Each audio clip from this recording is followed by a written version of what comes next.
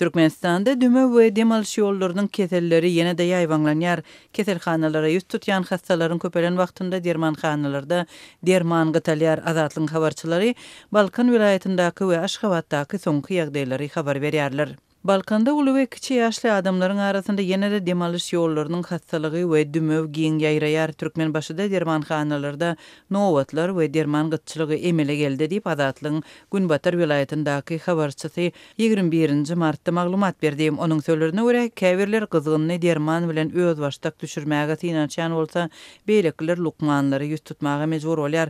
Soň günlerde gyzgyny aşy ýokurlanyp tiz kömek guldugyna ýüz tutmaga mejbur bolýan adamlaryň sany köpölüpdir. Sugunlar demalyş ýollarynyň keselleriniň we grip keseliniň alamatlary bilen tiz kömegi tutýanlaryň sany köpöldi. Mundan 10 gün ozal bir gijede 35-40 adam tiz kömegi çağıran bolsa, sugunlar bir gijede 300-den köp jan gelýär. Tas ählisi aşy ýokary gyzgyndan şikayet edýär.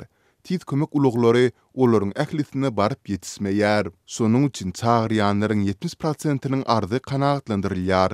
Galanlara yetişip bolmaýar. Dip Türkmenbaşyly tiz kömek gullugynyň lukmany gurrun berdi. Azatlyk bilen anonim gürleşen lukmanlaryň sözlerine görä ýataglaryň ejir çekýän esas alamatlarynyň biri ýokary gyzgyn bolup käte onu düşürmek kyn bolýar. Adamlar beden gyzgyny 40-dan ýokary bolup huşundan gidýänçe hastahana gitmezligi makul bilýärler we çydap oturýarlar.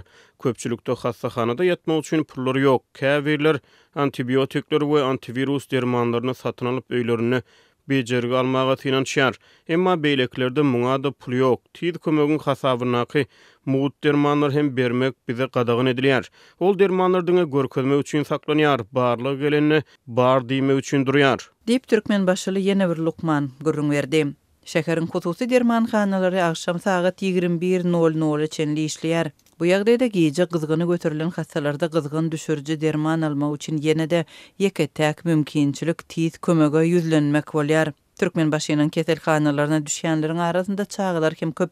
Hassa çağılaryň köpüsinde ýokary gyzgyn ýaly alamatlar duş gelýär. Soňky 3 günde illa goloy 6-15 ýaş aralygyndaky çağany reanimasiýa bölümlerine ýerleşdirdik.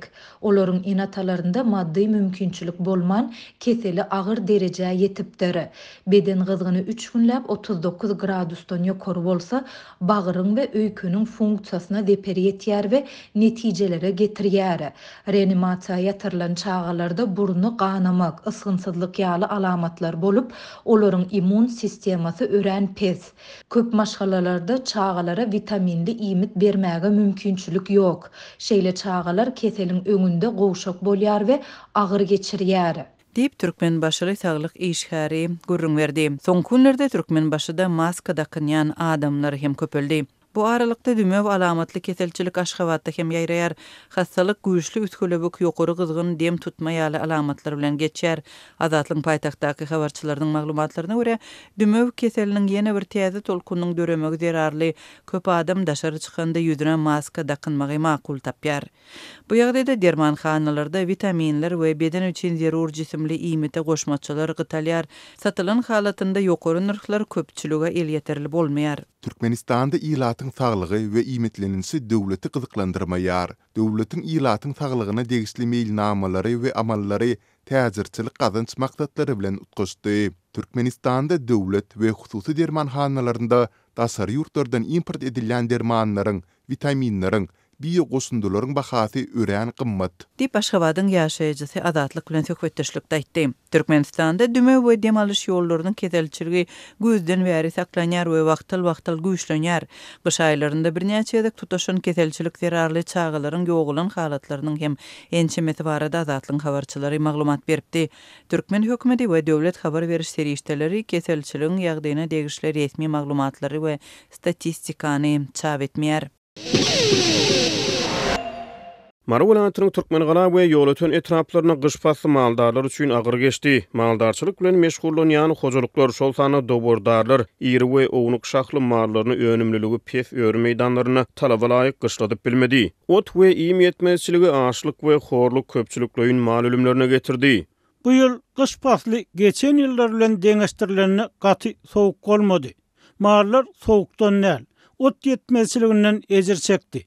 Göýleler we gollar açlykdan we horlukdan garly. Diýip bir näçe çopan Azatlyk radiosynyň habarçysyna gurrun berdi. Murgap deriýasynyň goloýuny ýerleşýän ýol ötüni we Türkmenistana etraplarynyň maldarlary öwrü meýdanlaryna ot ýetmezçiligi zerarly gyş pastynyň mallaryny beýleki sebäplere sürmeli boldular. Ot iýim ýetmezçiligi käbir hojalyklary öz mallaryny satmaga mejbur etdi. Geçen kışta mallar osu kösenip horlandy.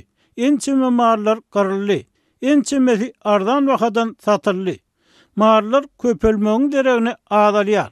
Diýip çopanlar aýdýar. Türkmenistanyň Kronikasy neşri ýerli çopanlara salalanyp geçen gyşda gudulyň tas 40%-iniň gyrlanyny habar berýär. Leva polatynyň Halaç etrawyna bir maldarçylyk hojalygynyň eýesi jemi 348 maldan 62 sany guzyny we 30 sany eni goýuny ýitiripdir. Azatlyk radiosynyň habarçylary ýylyň başlaryna Mar polatynyň öňkser hedawat etrawyna ýerleşýän öwrü meýdanlarynyň ot örtüginiň yaramazlaşmagy, maldarçylyk hojalyklarynyň otsuz we suwsuz ýüzbeýdi bolýan kösençlikleri barada habar berdiler. Ýanwaryň ahyrlaryna Balkan polatyna habarçylarymyz hem Gyzlarbat etrawyna dowurdarlaryň ot iýmetmeçiliginden şikayet edýänliklerini habar berdiler. Bu sebäpde pastynyň sowuk kuwasy hem ot iýmetmeçiliginiň üstüne urgu boldy. Türkmen dowurdarlary bahar aýlaryna owluk gudumy üsümine bat berýärler. Hökümetçi neşirler şu ýyl Garagumyň hem de Gyzylgumyň ýaýlalaryna 79206 sany eni goýundan 72718 sany guzyny almagyň meýilleşdirilýändigini habar berýärler. Marly maldarlar bu ýyl öldüne değişli gara mallaryň sanynyň azalýanyny aýdýarlar. Şu ýyl howa agarly bolup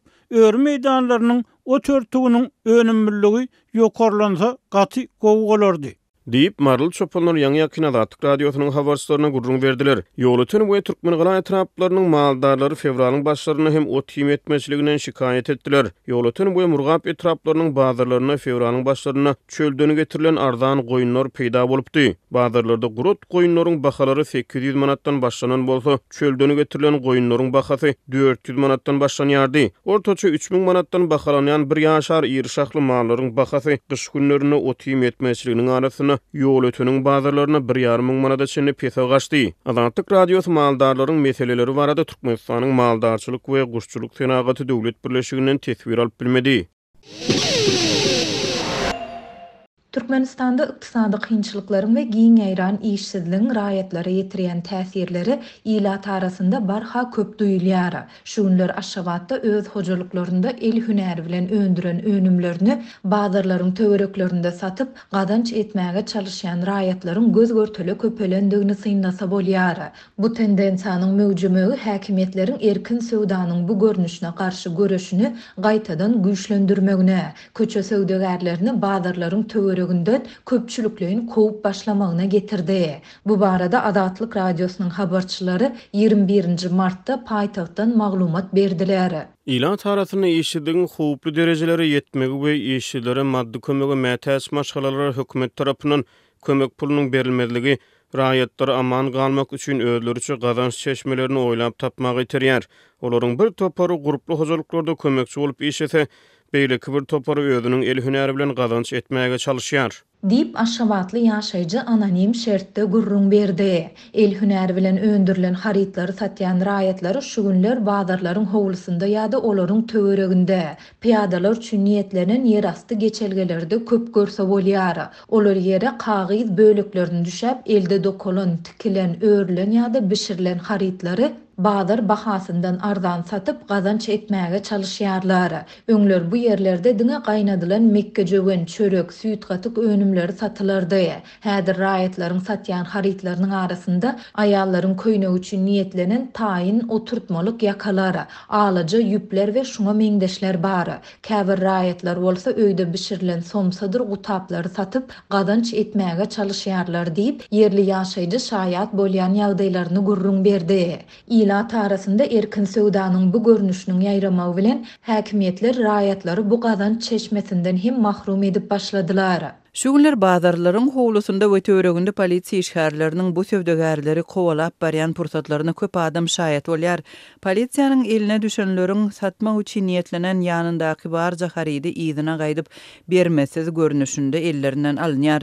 Köp adam şaýat bolýan bu azy pursatlara lapy geç bolup hem satyjylaryň hem de alyjylaryň ziýanyna bolýan bu garagançylyklaryň soňy haçan gelerkä diýär.